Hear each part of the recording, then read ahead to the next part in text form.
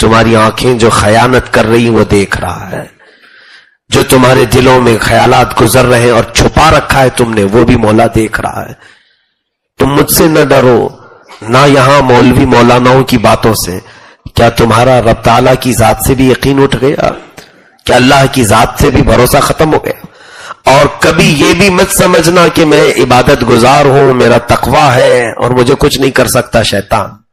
وہ بڑے بڑوں کے تقووں کو بزم کر کے چلا گیا، بڑے بڑے عبادت گزاروں کی عبادت کو پل میں ختم کر کے چلا گیا۔ اور بنی اسرائیل کی وہ بات مجھے یاد آتی ہے، ایک بہت ہی بڑا عبادت گزار، اس کی عبادت اتنی مشہور تھی کہ وہ اپنے صومعہ سے، جہاں اس کی عبادت گاہ تھی، اس سے پوری زندگی پر باہر نہیں نکلا۔ اس کی عمر اس وقت 40-45 کے قریب کچھ تھی۔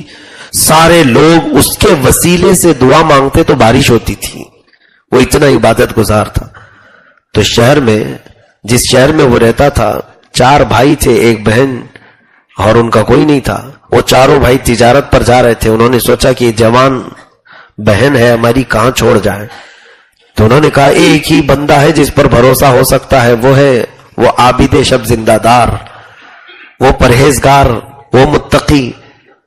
تو اس عابد کے پاس آئے، انہوں نے کہا ہم تجارت کے لیے جا رہے ہیں اور آپ ہماری بہن کا صرف خیال رکھیں، وہ اپنے گھر میں رہے گی، اس کو وقت پہ آپ کسی طرح کھانا پہنچا دیں۔ پیسہ بھی دے دیا اور وہ لوگ تجارت پر نکلے۔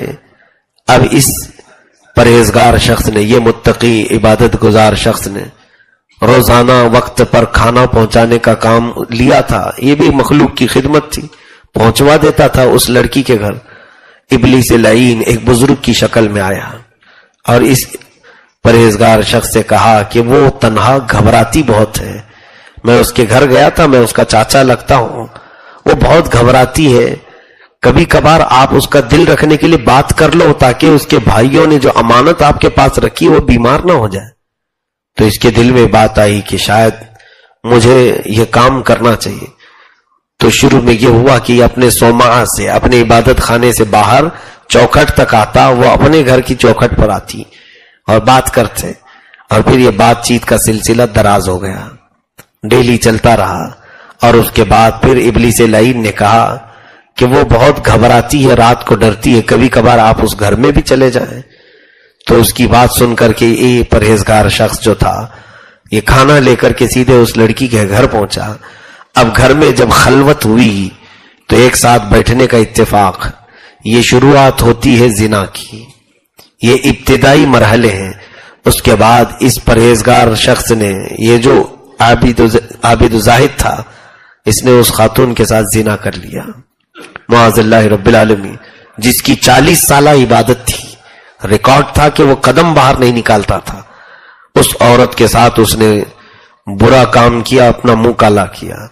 اس کے بعد جب وہ حاملہ ہو گئی تو اب اس کو ڈر لگا کیا کیا جائے۔ وہی ابلیس لعین بزرگ کی شکل میں آیا اور کہا ارے یہ تو بہت برا ہوا ہے آپ کے ساتھ، پورے علاقے میں تمہاری کیا عزت ہے، تمہارا کیا مقام ہے، اور پھر اس کے بھائی اگر آئیں گے تو کیا جواب دو گے؟ ایک ہی راستہ ہے، اس کو قتل کرو اور دفن کر دو، پتہ ہی نہیں چلے گا۔ جب وہ آئیں گے تو کہنا بیمار ہوئی تھی، مر گئی، میں نے دفنا دیا ہے۔ تو اس نے سوچا کہ یہ صحیح بات ہے۔ ایک رات گیا، یہ جا کر کے اس سوئی ہوئی حاملہ لڑکی کو قتل کر دیا جس کے پیٹ میں اس کا بچہ پل رہا تھا۔ گھر کے اندر ہی ایک گڑھا کھود کر اس خاتون کو اس نے دفن کر دیا، زمین برابر کر دی، اور پھر آیا اپنی عبادت میں مصروف، جیسے کہ کچھ کیا ہی نہیں تھا۔ شیطان نے یہ اتنا بڑا کام اس سے کروا لیا۔ جب اس کے چاروں بھائی تجارت سے واپس آئے تو یہ رونا دھونا شروع کیا، ہے افسوس تمہاری بہن بہت بیمار ہوئی، علاج کروایا بہت، لیکن افاقہ نہیں ہوا، موت آ گئی اور میں نے اس کو دفن کر دیا۔ قبرستان کی طرف لے جا کر ایک پرانی دوسری قبر دکھایا کہ یہاں تمہاری بہن دفن ہے۔ تو اس کے چاروں بھائیوں نے بہت گریہ وزاری کی، روئے دھوئے، اور اس کے بعد گھر آ گئے کہ ہماری اکلوتی بہن تھی وہ انتقال کر گئی۔ بعد میں پھر وہی ابلیس لعین وہ چاروں بھائیوں کے پاس جاتا ہے اور کہتا ہے کہاں ہے تمہاری بہن؟ کہا وہ انتقال کر گئی۔ کہاں ہے؟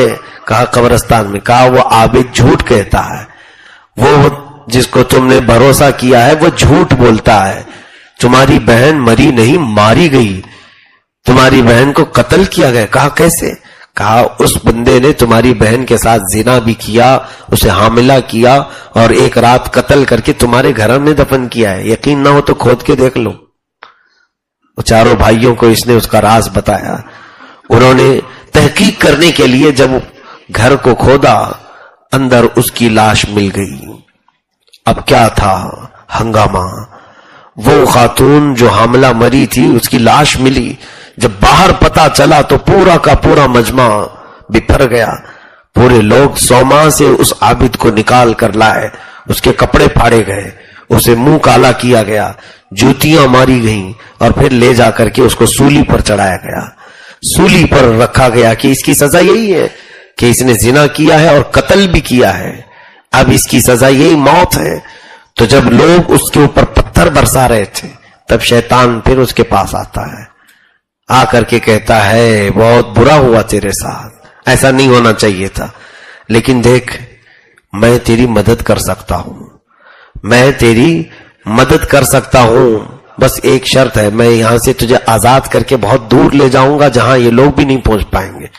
मेरे पास कुव्वत है, ताकत है। उसने सूली पर चढ़े ही कहा जल्दी बताओ कि क्या करना है। इब्लीस लईन ने कहा कि तू ये कह कि मेरे लिए सजदा दुरुस्त है और मैं तेरा मालिक हूं। उसने कहा कि हां अभी तो तू ही मेरा खालिक व मालिक सब है, तू ही मुझे बचाने वाला है। अगर यहां से निकला तो मैं सजदा करूंगा। कुफ्र बका। उसी वक्त उसको तख्ते दार पर खींच दिया गया। इब्लीस लाइन तालियां बजाता हुआ भाग गया। फलम्मा कफर क़ाल इन्नी बरीउम मिन्क। कुरान में मौला ने फरमाया इंसान के पास ये आकर के कहता है कुफ्र बोल, मैं तुझे बचा लूंगा।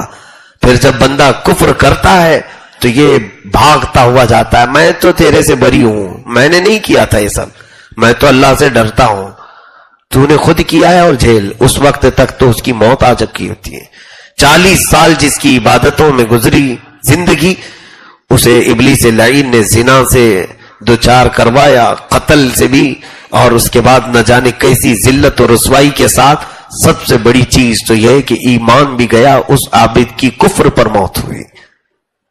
क्या हमें इस चीज से खौफ करने की जरूरत नहीं मेरे अजीजों? आज जिना से अगर इब्तिदा हुई है किसी की तो वो डरे उस आबिद शब जिंदादार को याद करके कि जिसकी जिंदगी 40 साल 100 माह में गुजरी, उसे इब्लीस लईन ने कहां तक पहुंचाया।